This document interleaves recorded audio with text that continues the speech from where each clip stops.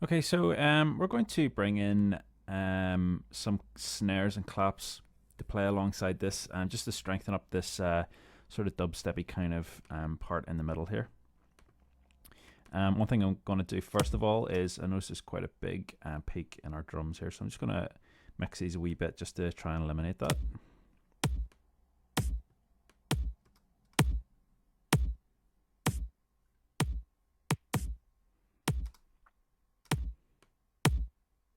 Just going to mess around with the compressor here as well. I think it's maybe compressing a wee bit too tightly on them. So bring the attack back slightly. I'm going to change it to RMS as well, which will stop it attacking so quickly on the actual drums, and I'll do a more sort of rounded compression on it, more sort of overall general compression.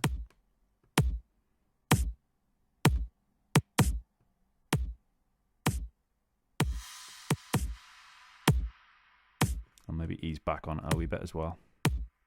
And I'm going to bring the volume down just to stop the output of that peaking too much.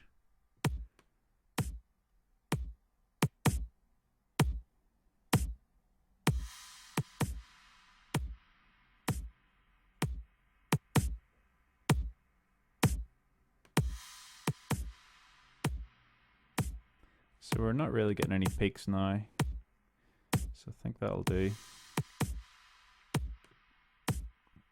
Maybe going to bring the volume of that snare up a wee bit.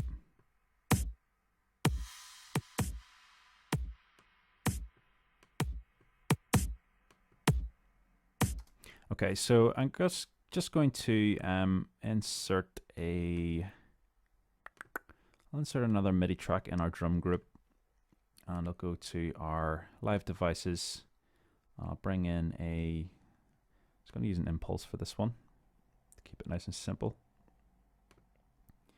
And we've got, if we go to our desktop and into our drums folder, we've got a clap 2, we've got a snare 2, and a snare 3. So we'll bring in the clap first of all. Let's drop that down. Our snare 2, we'll drop that in, and our snare 3. I'm just going to show you these quickly. The snare 3, what I've done with it is I've slightly offset it. So if I actually drop that into the project and we'll zoom in, you notice it's actually offset slightly, and that's just to give it a more sort of live feeling to it. It sort of gives a more sort of a crunchy kind of snare sound as well. So I'm just going to go to the impulse and drop snare 3 in there as well.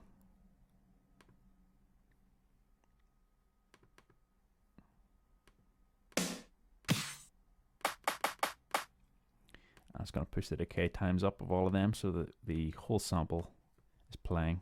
And we can obviously control that afterwards. And we're just going to create ourselves a nice loop here. So we'll go for a 1 bar loop and loop that round. And we're going to have it crashing at 1.3. So we'll just draw in 3 nice big long notes.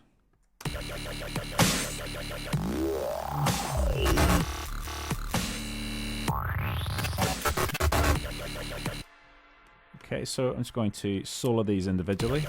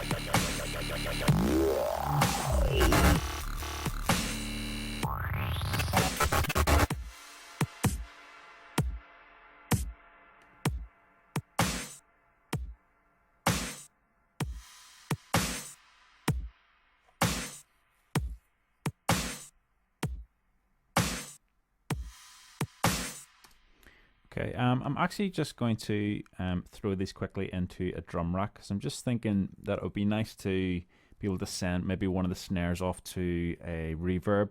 You can't really do that inside of Impulse, so that's one of its downsides. So I'm just going to quickly, just bear with me while I move these across. So go to our drum rack and clap 2, snare 2, and snare 3, and we'll just do the same rhythm, just one big bang in the middle.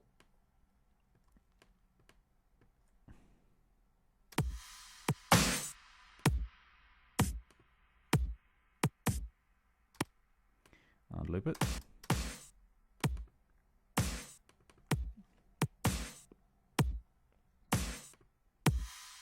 I'm just going to bring the volume of these up to sort of to where we had them before.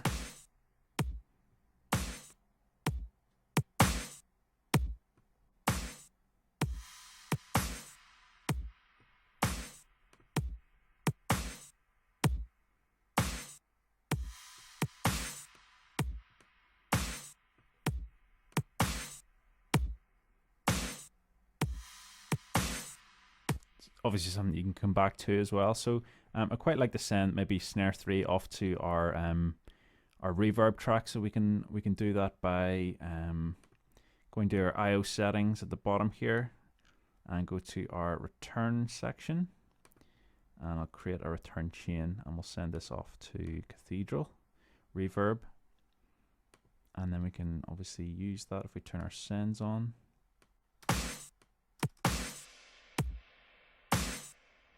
Wee bit dubby.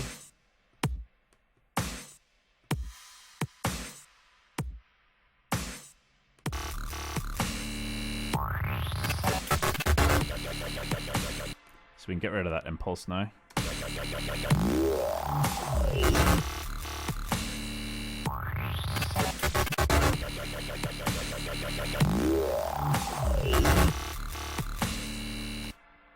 Okay. In the next one, we're just going to tame the bass grip a wee bit with a bit of sidechain compression, I think, just to tie that together.